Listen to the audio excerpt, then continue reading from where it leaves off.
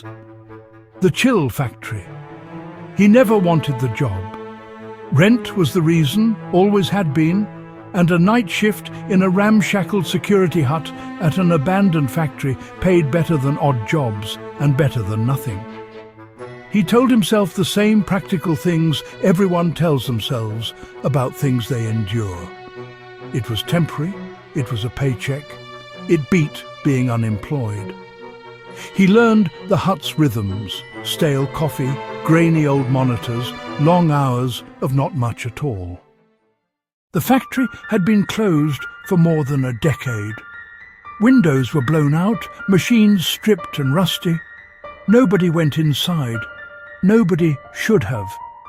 The building had been raised over an older site. Once, decades earlier, a boarding school had stood there. A school that burned. The locals liked to remind him of that, and of the children who were said to have died in the flames. They brought the past around him like gossip and warning when they saw his security badge. At first, the noises he heard he blamed on the wind. A faint, high laugh threaded through the broken panes and hollow corridors one night.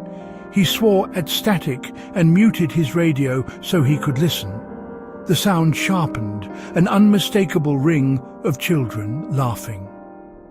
He walked the perimeter with a flashlight, boots crunching on glass and rust, and found nothing but the echo of his own breath. When he returned to the hut, the laughter had ceased. By the third night, it was no longer just laughter. Voices joined into song, soft, lilting, as if a lullaby were being carried down the long, empty halls. The words came and then parted, fragments like "ring around thee" that dropped away before the final syllable. He stayed inside the hut that night, the coffee cooling beside him as he stared at the door. In daylight, he told himself it had been imagination, sleep deprivation. At night, he did not quite believe that explanation. What made it worse wasn't a distortion or static.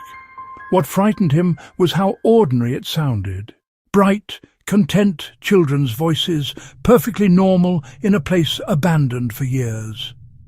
The sequence repeated.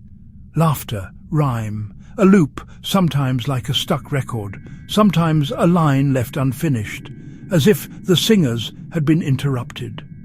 And sometimes, terrifyingly, those sounds drew nearer. One night he felt them right outside the hut. His hands trembled as he reached for the door and then froze, convinced it would be empty again, convinced it would be normal. The singing faded instead. He told his supervisor, who laughed and called it the kind of nonsense everyone hears when they work nights in old buildings. Old places make noises. The guard kept his job. On a worse night, the hut grew colder than usual. The monitors blinked and fuzzed. The voices were no longer contained to the distance. They travelled on the wind. They leaked through the static of the radio. They seemed to seep inside the wood and plastic of the hut itself. A single, clear voice cut the dark. "Ring around the rosy." He bolted upright without meaning to, spilling coffee across the desk. Another voice took the next line. Then another. The voices came from every direction, through the door, the monitors, even from behind him. Pocket full of a tissue we all fall, and then down. On the monitors, the camera feed stuttered and went black and came back.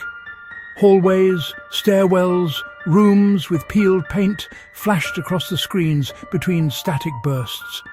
In one brief, single frame, he saw them. Children standing in a circle, joined hand in hand. Their faces were too pale, their eyes black and hollow, mouths moving together in unison. The image blinked away, and the monitor went dark. He could not leave. The gates were locked until morning. Even if they had been open, he could not have crossed the yard. The idea of it made his skin crawl. He tried the phone, but his call to the supervisor met only dead, static noise. So he wrote words scratched down in the tiny light of his desk lamp, because writing felt like doing something, however small. The voices swelled in the hut. Between the nursery rhymes there were words, invitations and coaxings. Come play, stay with us, we're lonely. Something knocked at the door, soft, tentative, as if the knuckles that rapped were too small to be the size of an adult's. He pressed his weight against the lock and braced himself. The singing stopped. For a moment the silence was heavier than the sound. Then a breath, a whisper so close it might have been his own ear hearing it. "Don't you want to play?" He spun, flashlight cutting the room. There was only the empty chair, the spilled coffee, the blank monitors. When he looked back at the door, it stood open. In the doorway were children. A dozen of them, their clothes cut from a style long out of use, the edges singed as if touched by heat. Their faces were wrong blurred like a photograph left in rain, melting features with eyes too wide. Yet they smiled. They held out small, ash-darkened hands. One child tilted her head, and in a voice that was the sweetest thing he had ever heard, said, "You're the teacher now." After that, time shifted. How long he sat writing, he could not say. The hut changed around him. The monitors and the desk were gone. The walls were papered now in faded floral patterns, peeling in long strips.